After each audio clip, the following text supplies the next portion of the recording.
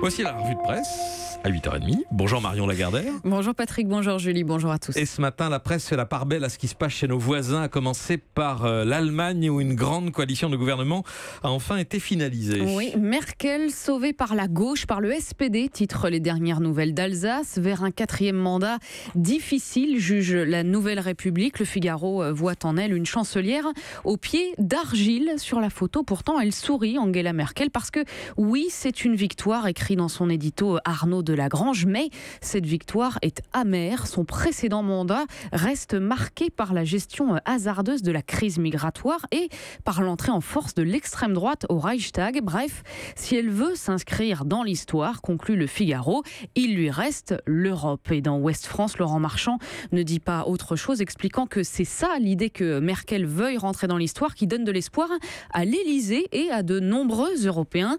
Et puis les sujets sont parfaitement connus, à Berlin comme à Paris, écrit-il, défense, harmonisation fiscale, budget de la zone euro, sans compter les deux thèmes majeurs qui alimentent le populisme, le coût social de la globalisation et l'impact sociétal de l'immigration.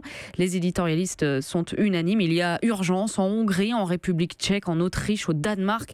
L'outrance à la mode Trump est dans l'air vicié du temps, écrit Dominique Garot dans la Charente Libre. La poussée populiste europhobe et anti-immigration continue partout en Europe et de Berlin à Rome. Ce qui prédomine dans les urnes, eh bien, c'est la peur ou le dégagisme, si l'on en croit les résultats des élections législatives en Italie. En une du site du quotidien italien La Repubblica, le leader du mouvement 5 étoiles exulte.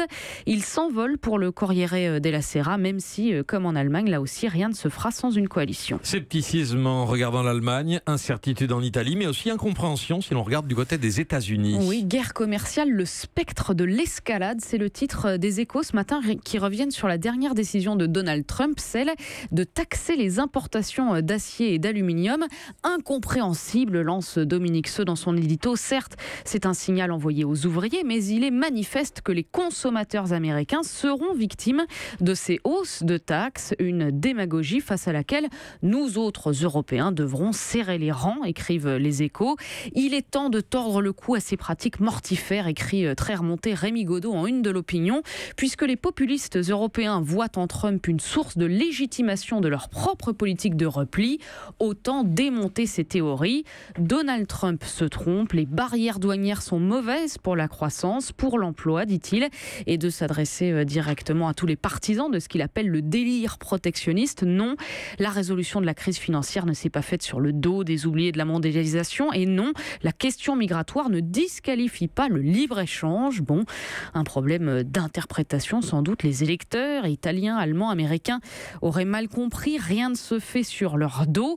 En même temps, comment lui en vouloir à l'électeur de voir des liens de cause à effet un petit peu partout? Ce matin, encore en une du Figaro, ce titre, CAC 40, une année de profit record, et en une du Parisien, dossier sur les retraités, leur niveau de vie pourrait tomber sous la moyenne nationale. Autre titre, Marion, autre sujet d'inquiétude, les déchets nucléaires bien encombrants à Bure, dans la Meuse, dossier à lire dans la Croix. Oui, après un week-end marqué par une nouvelle mobilisation contre le projet d'enfouissement de ces déchets hautement radioactifs, eh bien, le journal raconte la vie à Mandres en Barrois, village voisin de Bure, et surtout la drôle de cohabitation entre les habitants, les gendarmes et les néo-ruraux, ces anti-nucléaires qui occupent le terrain de la contestation. Alors tout ça ressemble beaucoup à Notre-Dame-des-Landes, me direz-vous. Oui, sauf qu'autant à Nantes, on n'était pas obligé de construire un aéroport, autant là, eh bien, il va bien falloir stocker des milliers de mètres cubes de déchets qui existent déjà et qui s'empilent dangereusement dans nos centrales. Question de la Croix, ce stockage à 500 mètres sous terre est-il dangereux? À en croire les experts, de toutes les possibilités qui existent, eh bien, l'enfouissement est la moins risquée. Entreposer ces déchets en surface, par exemple, présente beaucoup d'aléas, des aléas liés au climat, à l'érosion ou encore à des possibilités tout simplement d'attaque du site. Conclusion, il n'y a pas d'alternative. D'ailleurs, la plupart des pays qui ont développé du nucléaire et sont confronté à la gestion de ces déchets, envisage un stockage en profondeur. Dossier très complet donc sur un sujet qui nous préoccupe là, aujourd'hui, en 2018, mais qui concerne aussi les générations à venir, sur les 100 000 prochaines années. Et oui, c'est la durée de vie en fourchette basse de ces fûts radioactifs, c'est-à-dire dans la croix. Eh bien, nous aussi, nous serons en fourchette basse dans 100 000 ans. Puisqu'on parle d'inquiétude et de peur.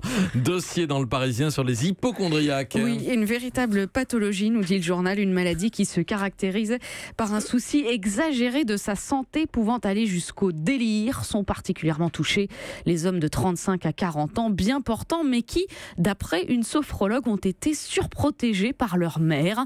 C'est grave, Patrick, et ça l'est d'autant plus que les hypocondriaques sont de plus en plus nombreux. C'est en tout cas ce qu'annonce le chapeau, ces 4 lignes de présentation de l'article.